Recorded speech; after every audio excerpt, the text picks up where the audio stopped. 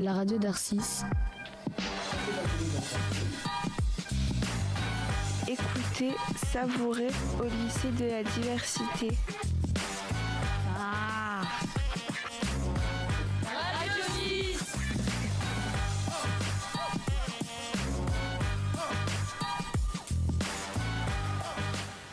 Eh bien, bienvenue à tous sur Radio 6, la radio du lycée Arcis de Caumont. Nous avons la surprise aujourd'hui d'avoir un invité particulièrement intéressant, m'a dit Alain, qui va nous parler donc des jardins punk, c'est ça Alain? Avec Corentin, tu vas l'interviewer pour nous? Oui, tout à fait. Merci Valérie. Alors, bonjour Corentin. Bonjour à tous. Peux-tu te présenter à nos auditeurs, s'il te plaît? Bien sûr. Alors, je suis ici en tant que jardinier amateur et également intéressé par toutes les questions environnementales et notamment les petits gestes qu'on peut faire à notre échelle pour essayer d'avoir un impact sur l'environnement, au moins au fond de notre jardin. Voilà, donc, je te reçois donc pour le concept du jardin punk. Alors, peux-tu nous expliquer exactement ce que c'est? Parce que moi, je ne connais pas du tout. Avec plaisir. Très bien. Alors, le jardin punk, c'est un jardin qui s'oppose au jardin à la française, bien carré, bien taillé, où chaque chose a sa place. Le jardin punk est un petit peu plus libre. Les plantes vont pousser un peu où elles ont envie de pousser. On va laisser la biodiversité s'installer là où elle le souhaite, aussi bien en tant que concernant la faune et la flore. Donc, ça va être notamment tout ce qui est question de nuisibles, les insectes qui vont un peu vivre leur vie à droite à gauche, les herbes folles, etc. C'est une mouvance qui est apparue plus ou moins dans les années 70 et qui en fait essaie de recréer des conditions un peu plus naturelles dans les jardins. Alors bien sûr, ça peut s'écouter, on peut jardiner en écoutant du Sex Pistols ou des choses comme ça, mais il n'y a pas d'obligation là-dessus. Ça peut aussi être un petit air de Chopin, ça n'empêche rien. D'accord. Et as-tu un jardin donc chez toi? Effectivement, j'ai un petit jardin, une petite parcelle. Ça fait dans les 300 mètres carrés. C'est pas très grand, mais malgré tout, il y a quand même de quoi avoir un petit terrain de jeu, quoi. À mon échelle, le jardin punk, alors je fais plutôt des petites inspirations jardin punk avec par exemple des massifs où je vais laisser un peu les plantes s'exprimer. Ça va être des choses comme par exemple mettre du paillage au pied pour garder l'humidité, donc c'est aussi des inspirations de permaculture. On va éviter tout ce qui est bâche, choses comme ça. Ça veut pas dire qu'on peut pas désherber de temps en temps, hein, mais voilà, c'est pas à l'excès, quoi. C'est de manière un peu raisonnée, un peu flemmarde en fait, tout simplement, de laisser le jardin vivre sa vie et puis d'en profiter pendant ce temps-là, quoi. Pour les jardins un petit peu plus grands, ça peut aussi être des choses comme la tonte raisonnée. Donc c'est une tonte où plutôt que de tondre tout au carré avec 2 cm, on va utiliser, par exemple dessiner un chemin dans un jardin pour ne pas tout couper. Alors, je te remercie et on va repasser la parole à Valérie pour nous présenter la semaine prochaine. Est-ce qu'on va parler de la reproduction des escargots dans le Massif central? Eh bien, je crois que oui, c'est bien ce qui est prévu, la fameuse reproduction des escargots dans le Massif central. Très précis. J'assisterai avec plaisir à cette émission parce que je suis également spécialiste de reproduction des gastéropodes. Ah, mais écoute, tu seras l'invité encore, tu pourras revenir quand tu veux, tu pourras nous parler de ça, il n'y a pas de souci. Et ce sera une super émission comme d'habitude. La radio d'Arcis. Écoutez, savourez au lycée de la diversité. Ah. Radio 6.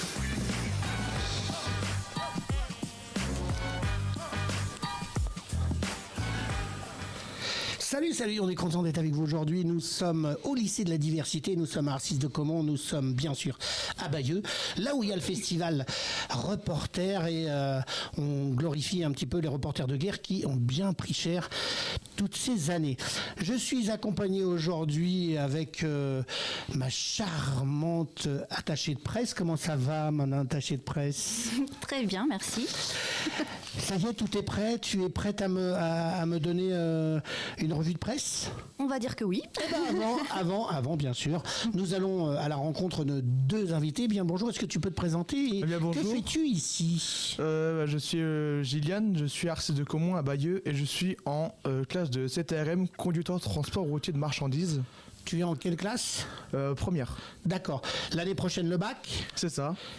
Là, il y a le bac de français cette année ou pas? Je pense pas. Tu penses pas, t'as été sage, donc tu le fais pas, d'accord? Fais attention, ta prof est pas loin et tu vas prendre cher si tu dis des bêtises. Dans ta vie, tu veux être quoi? Conducteur routier. Plus en international, plus en France ou plus des petits colis? Plus en France. D'accord. Avec un gros 44 tonnes? Ça à voir. Ouais. T'as déjà fait des stages? Oui, j'en ai fait. Chez qui? J'en ai fait en premier, c'était chez Colis Service à 40 ans-les-Marais. Donc ça, c'est une petite entreprise qui livre des petits colis en paquet. Ensuite, après, je suis allé chez Disfray à Saint-Pierre-le-Petit-Ville. Donc c'est une boîte qui transporte des produits frais. Ensuite, je suis allé chez, je crois que c'est Malherbe. Oui, je suis allé chez Malherbe. Donc ça c'est une grande boîte. Du coup, j'ai fait de la benne. Et ensuite, je suis allé en tôtelinaire. C'est quoi ça? C'est de la bâchée. C'est avec des sangles, on retire la bâche et on livre les clients comme ça. D'accord, ok. Ouais, donc tu as fait quand même un gros panel du métier. C'est ça. Ok. Chez le petit, c'était combien? 200 clients jour à livrer ou c'était moins, les petits colis? Ça varie en fonction des tournées. On est tourné de Cherbourg et je suis principalement allé à Cherbourg. D'accord. Mais tu conduisais ou tu n'étais que assistant? Non, j'étais assistant. D'accord, donc tu n'as pas le droit de conduire? C'est ça. D'accord, tu as quel âge? Stage d'observation. Tu as quel âge? 17 ans. Ah oui. Tu passes le permis l'année prochaine? Non, je passe le permis dans pas longtemps là. Je crois que c'est le 9 mai que je passe le permis IC. C'est le permis camion. Ouais. Permis porteur. Ça, t'es content? Ouais. Et t'auras le droit de conduire des gros tout de suite ou que du 19 tonnes? Pas des gros tout de suite, mais du 19 tonnes, ouais. D'accord, ok. Et donc là, tu vois où tu vas faire ton stage et où ils vont t'embaucher pour cet été pour faire un... Cet été, ouais, je vais travailler un petit peu. Chez qui? Ça, je sais pas encore. D'accord. Mais il faut d'abord qu'on ait l'ARI en fin d'année, qui est délivré par le lycée. La quoi? L'ARI. Ça sert à... Je sais plus ce que c'est. L'attestation de réussite intermédiaire. Bon. Et donc ça, après, le maître de stage peut te mettre devant un camion? C'est ça. Génial. C'est ton rêve? Oui, c'est pas toujours qu'on fait ça. C'est ça, c'est ça. Et est-ce que tu peux me présenter le charmant garçon qui est à côté de toi? C'est Evan, c'est mon pote. Salut Evan, ça va? Bien, et vous? Moi je suis content, je fais de la radio, je fais de la télé, je mets des profs un peu à la baguette comme je vais vous mettre l'année prochaine, donc je suis content, moi je suis super content. Ce que m'a pas dit ton pote, c'est que vous partiez en Erasmus, c'est ça? Oui. C'est quoi?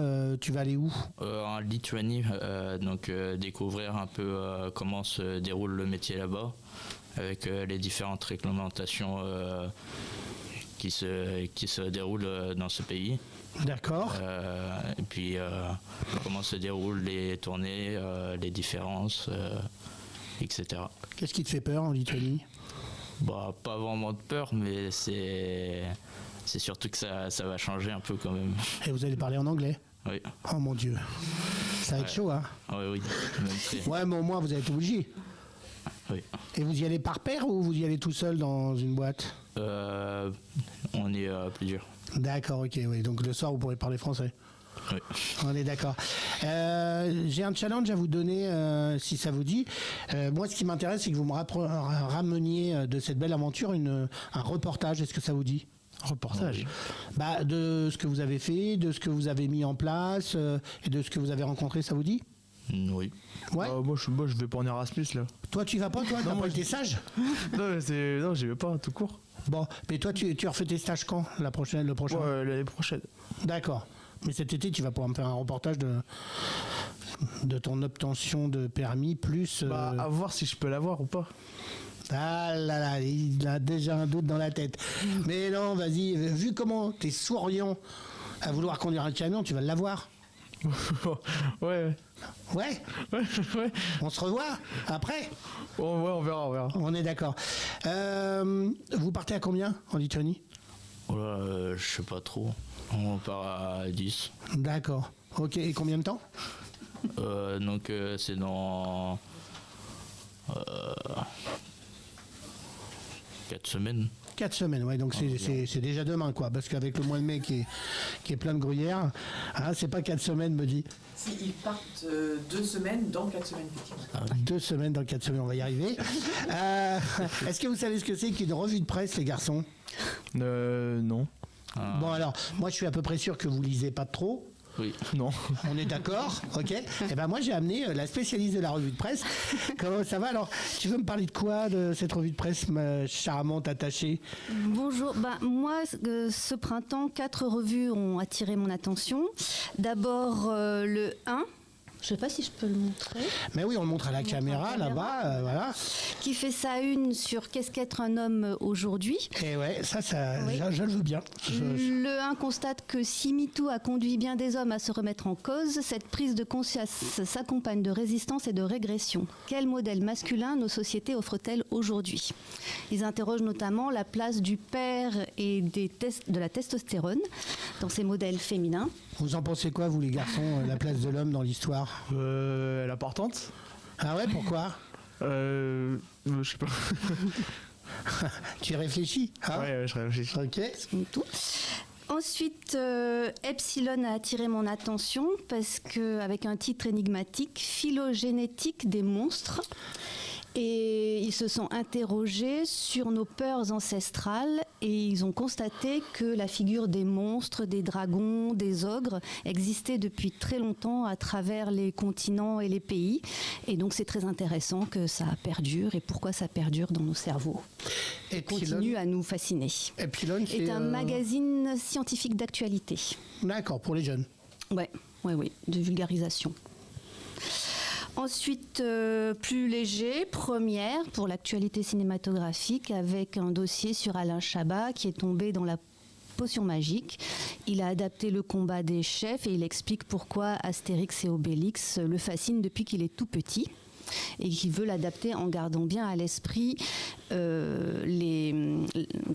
l'esprit de Goscinny et de Uderzo.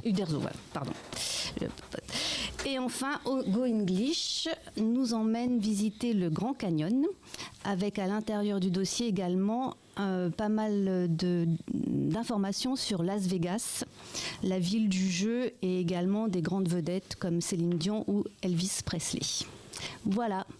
Pour moi, pour ce printemps. Pour ce printemps. Voilà. Les garçons, est-ce que vous avez déjà lu ces revues ou vous allez vous y mettre? Pas du tout, j'ai pas lu. T'as pas lu? Non. Et alors quel est le thème qui pourrait t'intéresser sur les 3 qu'on a évoqués? Le deuxième. D'accord. Epsilon. Et toi, Evan? Sur les canyons. Sur les canyons, super.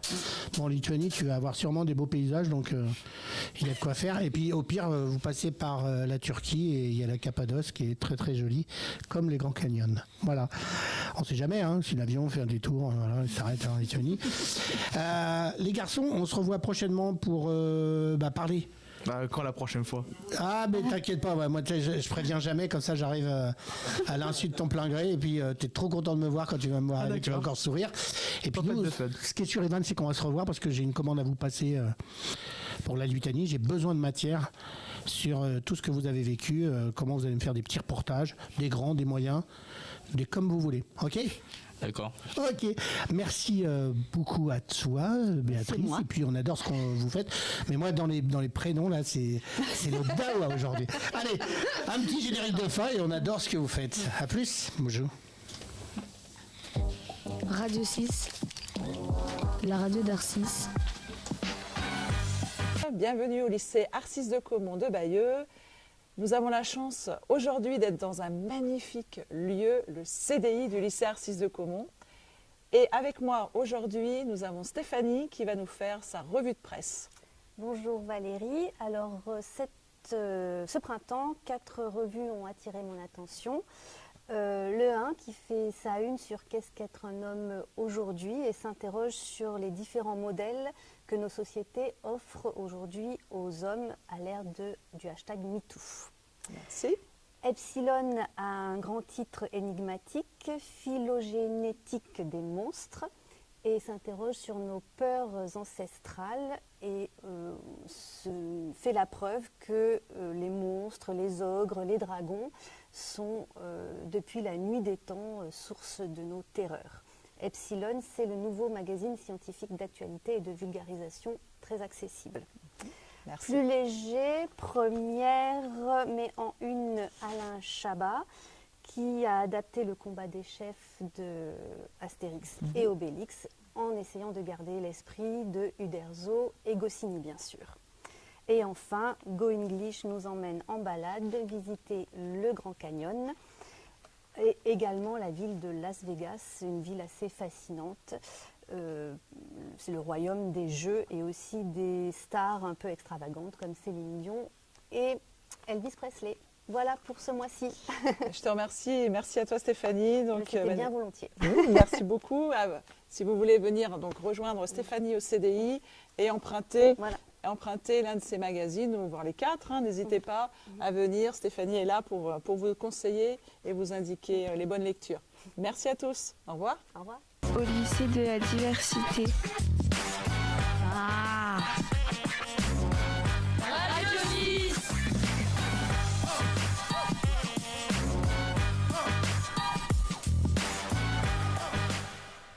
Bonjour à tous et bienvenue sur Radio 6, la radio d'Arcis. Nous sommes le vendredi 25 avril et nous recevons aujourd'hui 2 invités qui vont nous parler de leur passion. On va commencer par Christian. Tu vas nous parler de camions, c'est bien ça ? Oui, bonjour à tous. Merci pour votre invitation. Oui, je vais essayer de vous parler un petit peu de véhicules lourds, dans l'ensemble, en généralité du transport routier et des véhicules. Alors, je ne sais pas si vous voulez savoir quelque chose de particulier, mais... Eh ben, peut-être que tu peux nous parler un peu de comment tu en es venu à t'intéresser à ce domaine. Est-ce que c'est quelque chose que tu apprécies depuis toujours ? Est-ce que c'est venu un peu plus tard ? J'ai été toujours attiré par tout ce qui avait un moteur, donc de la mobilette jusqu'au poids lourd. Et finalement, j'en ai fait une passion. Oui, le poids lourd est une passion. J'en ai fait un métier pendant plusieurs années. Et voilà. Donc, d'abord dans le secteur privé, peut-être ? Oui. Avant d'entrer tout à fait dans le secteur privé pendant une dizaine d'années. Voilà. Et ensuite, je suis passé dans la formation et l'éducation nationale. D'accord. Si c'est pas indiscret, qu'est-ce qui a motivé ton passage du monde privé au domaine de l'enseignement ? Le fait de vouloir transmettre un métier déjà, et puis pour être tout à fait franc, le métier à l'époque était très très prenant sur la vie privée. Je partais à l'époque sur des 15 jours, 3 semaines, donc effectivement au niveau vie de famille, tout en gardant un pied dans le domaine. Voilà. D'accord.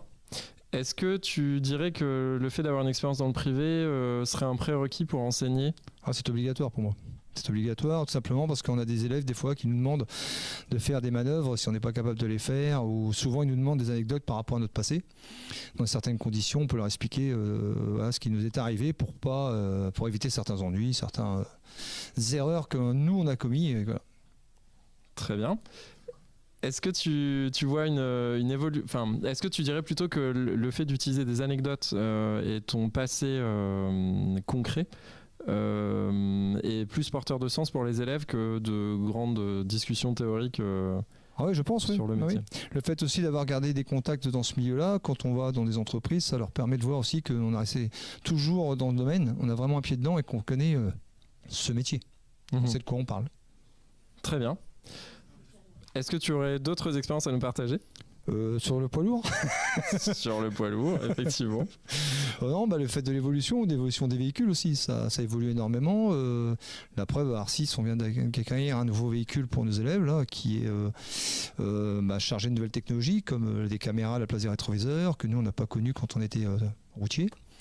Et donc ça, l'évolution des aides à la conduite qui ont énormément évolué, les carburants qui ont changé, il y a plein d'évolutions qu'on essaie de suivre nous aussi à notre niveau. Voilà, le métier change effectivement et les véhicules changent. Très bien. Vers le mieux ? Sur certaines choses, oui. Sur d'autres, il y a encore du travail, je pense. Comme par exemple les véhicules électriques, voilà. Ok. En poids lourd, voilà. Très bien. C'est un autre débat, peut-être. Merci beaucoup pour ce partage d'expérience. Rien. On va passer à notre deuxième invité mystère, Chris. Est-ce que tu pourrais nous parler un peu de ton centre d'intérêt ?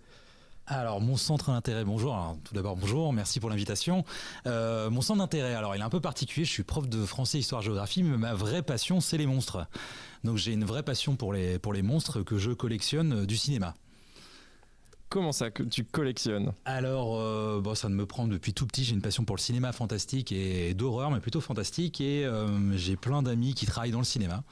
Et donc, ils sont souvent artistes dans le cinéma, dans les effets spéciaux. Et je leur demande, avec un groupe d'amis collectionneurs un peu du monde entier, de nous réaliser des bustes, des statues qui font référence aux plus grands personnages des films d'horreur. Donc tu as une collection personnelle ? Oui, j'ai une pièce secrète, comme dit ma femme. Cachée derrière une bibliothèque. Exactement, c'est vrai, j'ai fabriqué ça. Donc voilà, et dans ma pièce, j'ai plein de monstres. Voilà, j'ai les monstres les plus connus du cinéma. Ça va des personnages des années 30 comme Nosferatu, Frankenstein, les loups-garous, les choses comme ça, jusqu'aux personnages récents comme Terminator, Predator. Voilà, et c'est des statues qui sont toutes taille réelle quasiment. Donc ça prend de la place. Comme dit ma femme. Effectivement, pour faire les poussières, ça ne doit pas toujours être évident. Voilà, alors ça va, j'ai 2 enfants. Donc, Ah, c'est pratique. Et est-ce qu'ils font partie de ta collection ? Alors j'ai des photos d'eux dans mes vitrines quand ils étaient bébés, donc je les mettais dans mes vitrines. Donc un petit Gollum. Voilà, et sinon, non, mes enfants adorent la collection. Ils ont pas peur des monstres justement parce qu'ils en voient depuis tout petit. D'accord. Effectivement, ça peut permettre en termes de cauchemar. Moi, j'avais un papa qui était un peu barré aussi, donc ça a aidé, à ma passion sur les films d'horreur. Ok. À quel âge est-ce que ou plutôt, quel est le premier film d'horreur que tu te souviens avoir vu ? Ah, le premier, je devrais être vraiment petit, mais ça devait être Frankenstein 1933. Ça m'a marqué. J'ai adoré ce film-là, j'ai adoré les effets spéciaux, l'acteur qui est Boris Karloff. Voilà. J'adorais. En fait, ce que j'aime dans le cinéma, c'est vraiment le maquillage, le fait maison, les maquettes, voilà. Et avec Jurassic Park, ça a été la fin de tout ça en fait. En 1993, ils ont fait beaucoup d'effets spéciaux, et donc ça a un peu gâché pour moi le cinéma. Donc. D'accord, donc tu as une collection plutôt vintage en fait. Voilà, c'est ça, tout ce qui est avant presque 93. Voilà, parce que on dit que c'est la date où ILM a lancé les films à effets spéciaux. Et donc du coup, maintenant, il n'y a plus vraiment de maquettistes, il n'y a plus vraiment d'effets spéciaux réels, de fabrication de décors notamment. Donc si je comprends bien, sur la dimension artistique, tu regrettes un peu la disparition du côté manuel. Ah, clairement, oui. Et en tant que spectateur, quel est ton point de vue ? Ah là, moi je trouve que les films de maintenant vieillissent très très très mal. Il suffit de voir les premiers Iron Man là, qui sont sortis, ça vieillit très très mal, alors que Star Wars, qui est des années 70, 80, ça vieillit pas d'un poil. Je trouve que les vieux films de Dracula, Frankenstein, ça vieillit pas. Tout ce qui est maquillage sur acteur, ça vieillit pas du tout. Est-ce que tu pratiques toi-même le maquettisme ? Ah oui, j'ai commencé comme ça. Oui. J'ai commencé comme ça, et puis j'ai un papa qui est carrossier peintre, donc il m'a appris à peindre à l'aérographe. Voilà, je sculpte aussi, et puis je peins à l'aérographe.